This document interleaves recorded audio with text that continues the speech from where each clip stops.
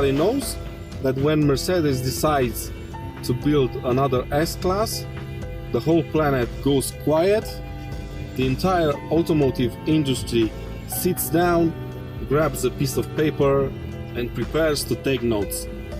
Mercedes throws everything it has in every new S-Class, and the results are every time astonishing.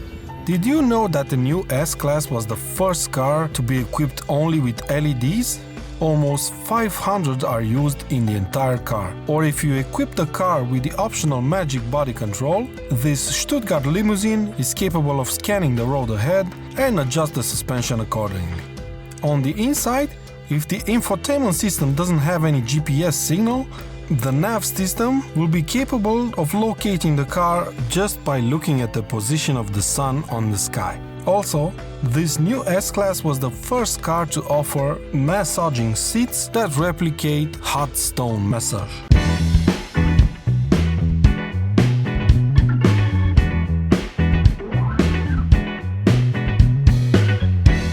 You have 5 different variants to choose from. The normal one, the long wheelbase one, the Maybach version, a coupe, and finally a cabriolet.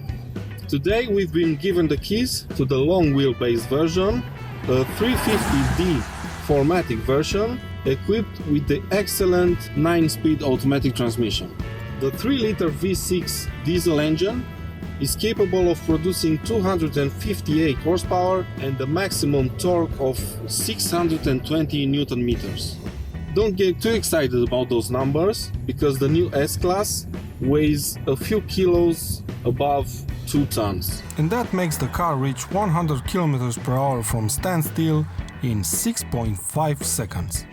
You have other bigger engines to choose from, but trust me, this 3-liter engine is just right. It has a great soundtrack, and when you push it around a bit, it can also give you quite a shove back in the seat.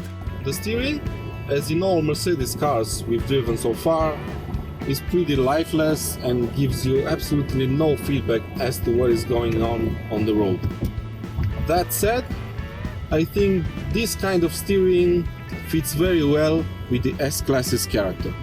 This being such a big and heavy car, this kind of light steering makes it even more easier to drive.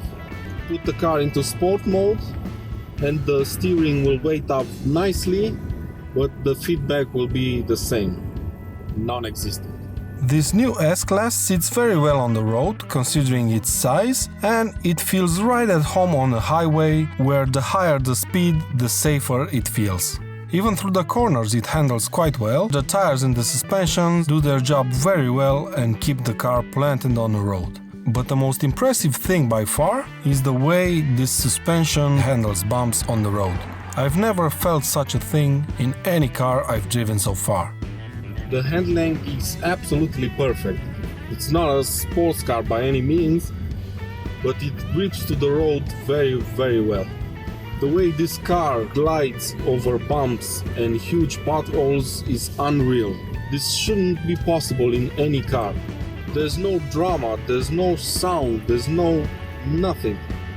And what I like the most about this suspension is that when you put it in sport mode, you lose absolutely no comfort at all, but the body roll is almost non-existent. And little by little, we make our way to the interior, where the S-Class really shines. And although everything here looks very familiar, each button on the central console is made just for the S-Class. You can only find plastics in very hard to reach places, and everywhere you look you have combinations of leather, aluminium and wood. The attention to details and the quality of the materials is top-notch. On the dash we have the infotainment system, which is composed out of two 12.3-inch screens, extremely bright and very crispy. The one on the left shows you the revs and the speed in digital format, while the one on the right incorporates all the systems and the settings of the car. And last but not least, very important for a big luxury sedan, the seats are very welcoming and extremely comfortable. Now, let's move our attention towards the back seats.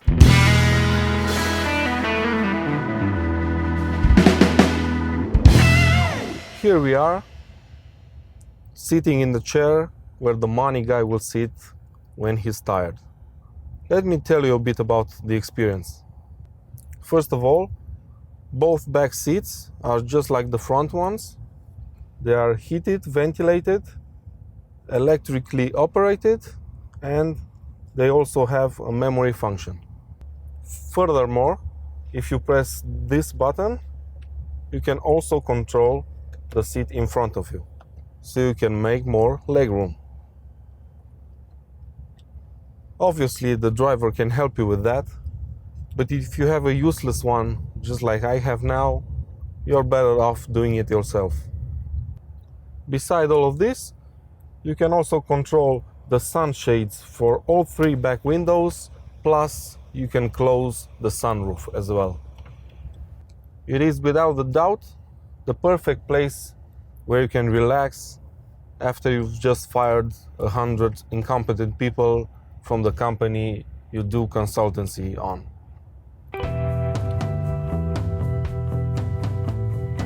So how does this wonderful S-Class compare to the new 7 Series?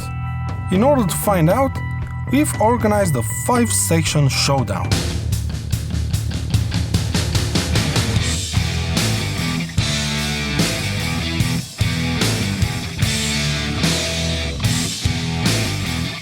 Happily for Beamer drivers and unfortunately for Mercedes lovers, this part will be quite short. The 7 Series is much more engaging to drive, the engine is more responsive, and in general the car feels more agile, more fun to throw around corners. Both cars have similar horsepower and weight figures, and ultimately it all comes down to the way these cars are set up to drive. Besides being almost as comfortable as the S-Class, the 7 Series is much more entertaining to drive. It has sharper steering, quicker throttle response, and a great chassis. Winner, 7 Series.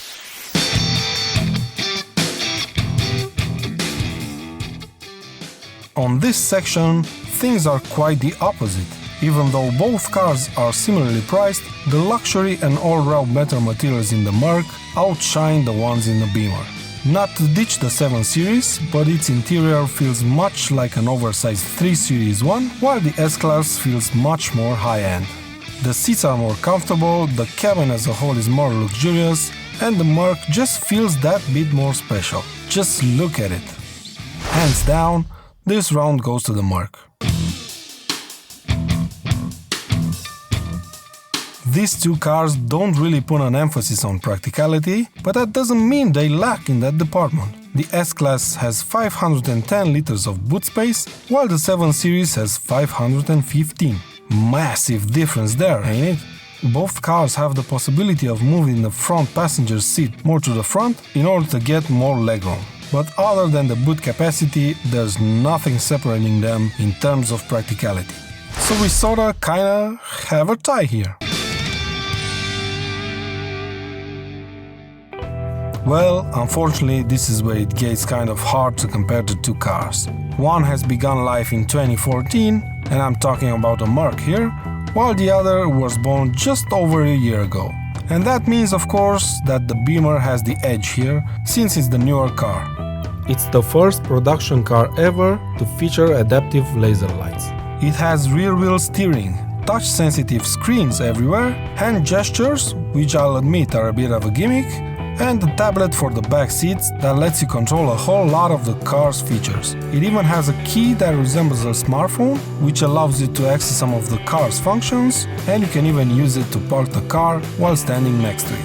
Both cars have the ability to scan the road ahead using their nav systems and adjust their suspension accordingly, and finally BMW caught up with the times and introduced all-around air suspension to the new 7 Series, which of course the S-Class had since 2 generations ago. But as it stands right now, tech-wise, this round also goes to the BMW.